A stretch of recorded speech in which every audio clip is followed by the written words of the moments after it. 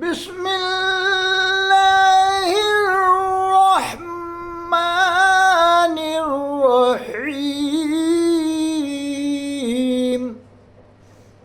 اللہ قرآن حکیم میں فرماتا ہے محمد رسول اللہ،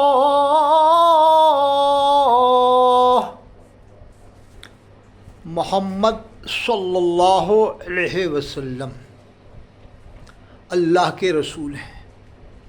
پھر فرماتا ہے والذین معه اشداء علی الکفار، اور آپ کے ساتھی اشداء علی الکفار، کفار پر سخت ہیں۔ پھر فرماتا ہے رحماء بینہم، آپس میں رحم دل ہیں۔ تراہم رکعا سجدا یبتغون فضلا من اللہ ورضوانا، کہ آپ ان کو دیکھیں گے تراہم رکعا، رکوع کرتا ہوا، سجداً سجدہ کرتا ہوا، یبتغون فضلا من اللہ ورضوانا، اللہ کے فضل کو تلاش کرتا ہوا، اللہ کی رضا کو حاصل کرنے والا۔ سیماہم فی وجوہہم،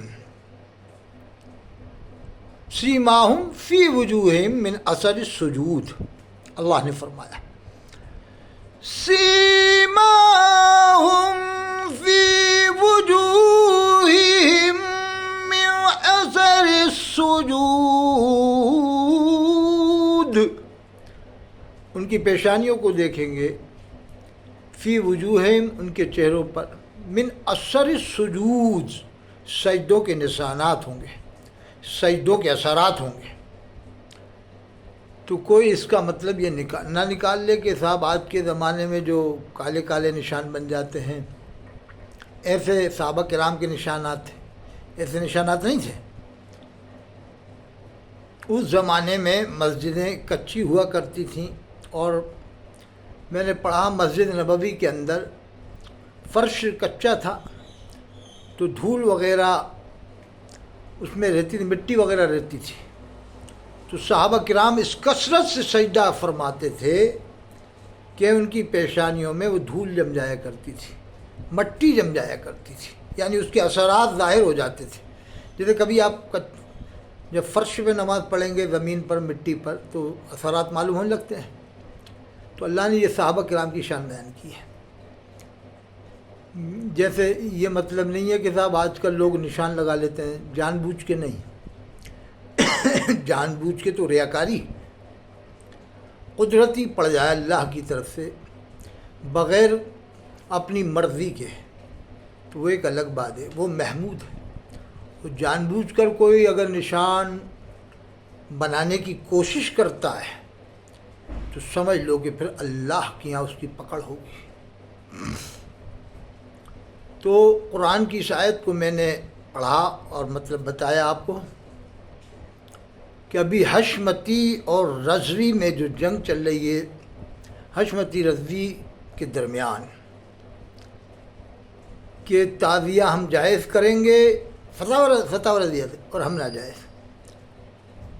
تو اللہ نے قرآن میں فرمایا فَإِن تَنَازَعْتُمْ فِي شَيْءٍ فَرُدُّوهُ إِلَى اللَّهِ وَالرَّسُولِ،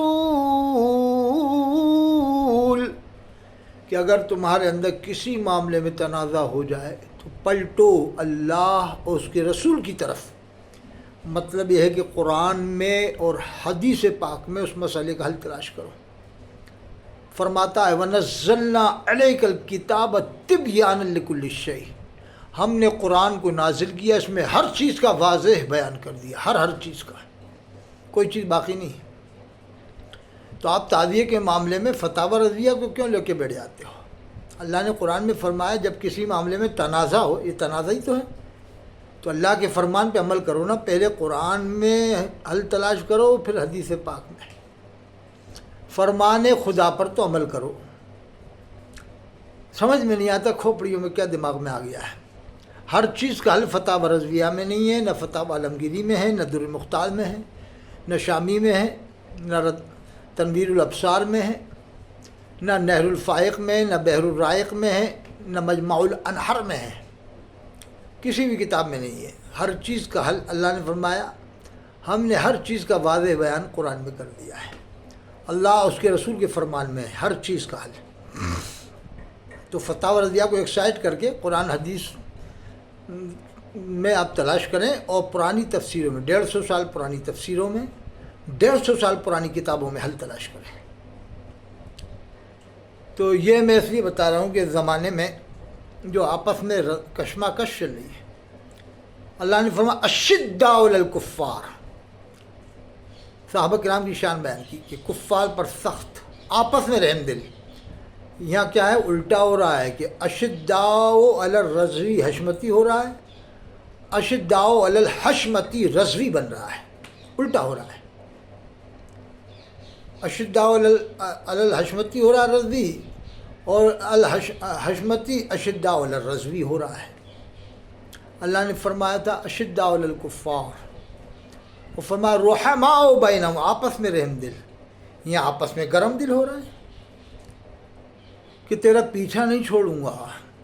یہ کوئی کمال کی بات نہیں ہے، مناظرے کرنا کوئی کمال کی بات نہیں ہے۔ اب تو مجاہدے کی ضرورت ہے، مناظرے کی ضرورت نہیں، اب مجاہدے کی ضرورت ہے۔ اس لیے کہ دور ارتداد آ چکا ہے قرآن میں، یا ایھا الذین آمنوا من یرتد منکم عن دینہ، اے ایمان والو جب تم میرے دین سے پھر جاؤ گے تو فسوف یأتی اللہ قوم، میں دوسری قوم کو لاؤں گا۔ اب دوسری قوم آ رہی ہے ودیشوں سے، اور حضرت محدث اعظم ہند کچھوچوی رحمۃ اللہ علیہ نے فرمایا کفر سے کفر بغل گیر نظر آتا ہے، کیوں نہیں ہوتے مسلمان بھی مسلمان کے قریب۔